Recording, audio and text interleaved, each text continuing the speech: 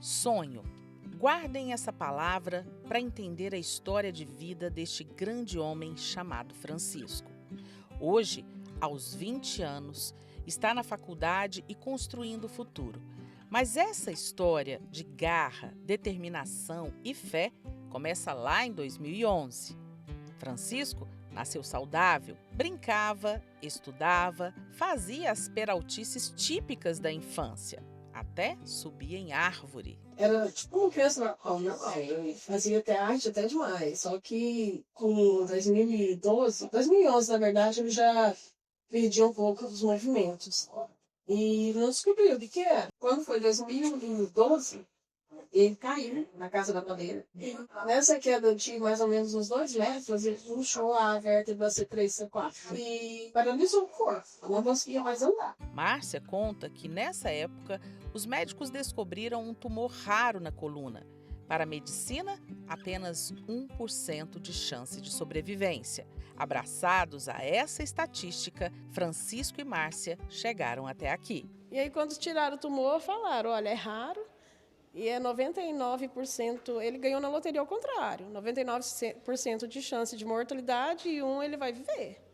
Aí, beleza, ele saiu, a gente saiu da UTI depois da cirurgia, descemos para a pediatria, ele, mãe, o que é maior, 99 ou 1? Eu falei, lógico que é 1. 99 é mínimo perto do que você tem, as suas possibilidades são muito maiores que esse 1%. E daí por diante ele apegou a esse 1%. Naquela época, e desde então, a cada dia vivido, ele não parou de acreditar. Bom, e agora nós vamos conhecer o Francisco, né? Na verdade, vamos conversar com ele.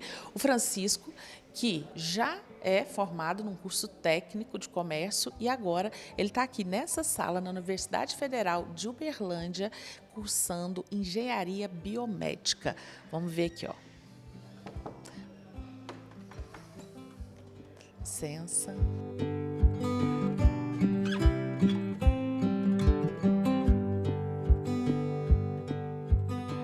Nesses 16 anos vieram também tetraplegia, cegueira e, por último, a necessidade de um aparelho para ajudar a respirar. Sim, Francisco não anda, não mexe os braços, não enxerga e não respira sem o auxílio de um aparelho. Mas, mesmo assim, se formou em comércio pelo IFTM e agora está aqui, em uma sala, ouvindo atentamente a aula em busca dos seus sonhos. Eu sempre quis saber coisas novas, né? Descobrir coisas novas. Então, para mim, isso sempre foi uma ideia, né? Cientista sempre foi a opção, né? Dentre todas, porque eu quero descobrir coisas novas, eu quero resolver problemas. Então, não tinha outra faculdade que eu pudesse fazer, só podia ser essa. E aí você quer resolver problemas, né? Mas em que área da ciência? Na área da biologia, né? Porque eu quero saber criar soluções para problemas, né? Assim, eu vejo hoje muito... eu sempre estive nessa área da saúde, assim, e eu quero saber mais sobre ela. Eu quero saber como é que eu posso resolver uma doença, por exemplo, criar um tratamento para algo que está acontecendo ali no dia a dia. E eu quero entender como é que isso funciona.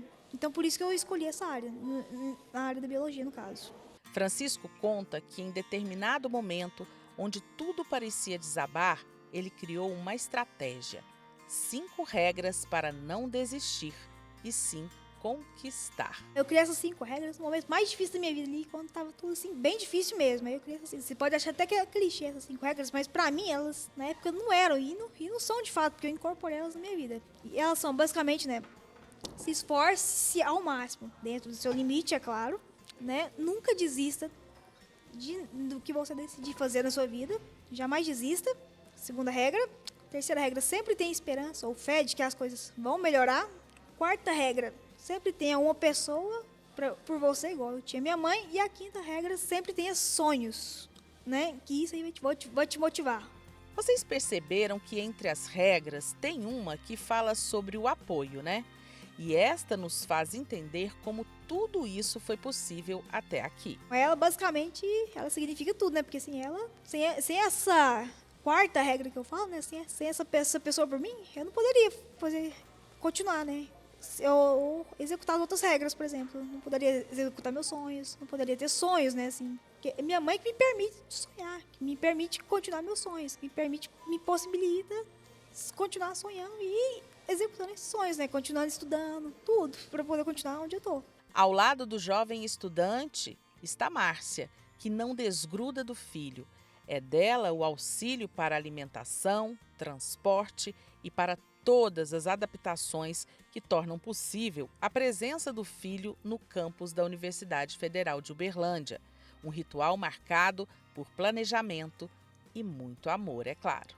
Não tratem seus filhos como, tá numa cadeira de roda, não olha para o cansaço, para o lado cansativo, não. Conversa com o filho, vê o que ele tem de sonho ali dentro, ajuda ele a caminhar. Ficar preso numa cadeira já é difícil, e aí você ficar preso dentro de uma casa, dentro de um quarto, sendo que tem a possibilidade de você alcançar qualquer coisa. Então, assim, não desistam, não. Dê a oportunidade dos filhos seguirem adiante. Nesta frase está claro o que mantém Francisco firme diante de tantos desafios. Ele diz que não pode permitir que uma doença determine quem ele possa ser. E ainda acrescenta que não vê nada de especial na vida dele, está apenas buscando o seu sonho. Na verdade, pra falar a verdade, eu tô só vivendo a minha vida, seguindo meus sonhos, assim, não tô fazendo assim nada de especial na minha cabeça. Eu tô só, basicamente, seguindo o que eu quero fazer, realizando os meus sonhos, dando sequência aos meus planos. Então, pra mim, assim, é uma coisa meio que natural, né? Assim, que eu tô simplesmente estudando, trabalhando e seguindo em frente a minha vida normalmente, como se nada tivesse diferente, né? Porque eu até tenho uma frase com minha mãe, assim, que eu faço uma zoeira de vez em quando, que eu falo assim, desculpa de aleijado de muleta, porque é só...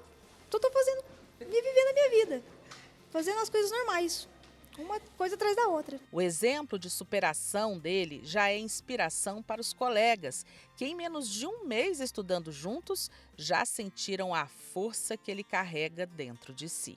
Eu acho que é um privilégio para todo mundo poder excluir essa parte que talvez não possibilitaria essa oportunidade dele estar estudando por aqui. E é um privilégio todo mundo poder ajudar, poder estar com ele nos momentos difíceis, nos momentos bons, que todo mundo tem na faculdade, mas que imagino que para ele seja um pouquinho mais complicado.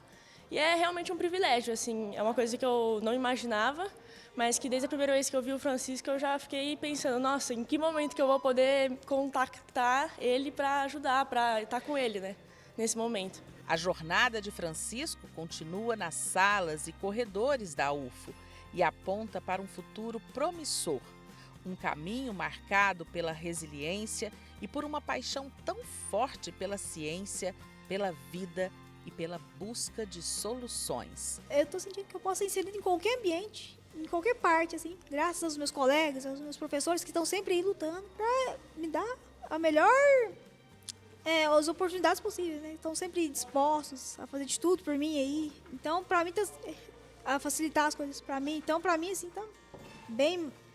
Eu tô feliz com tudo que tá acontecendo, assim, porque eles estão trabalhando, né? Eles estão adaptando a UFO para mim, né? Para eu poder estar aqui, fazendo as coisas que eu tô fazendo aqui hoje. Senão eu não poderia estar aqui, se eles não tivessem, de fato, ali contribuindo, né? Me ajudando com tudo. Os professores, os colegas. Então, eu sou muito grato por isso.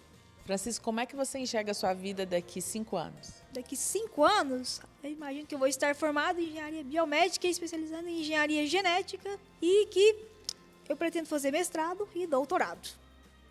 Não daqui 5 anos, mas já pretendo estar no caminho. Entre dificuldades e conquistas, Francisco carrega uma mensagem clara para você que sonha. Acredite no 1%. Não importa quão alto pareça o desafio, seja como ele, o protagonista de uma história que já virou livro, quadros e com certeza deixará um legado. Guarde este nome, Francisco Buiatti, o homem que lutou pelo seu sonho de criança.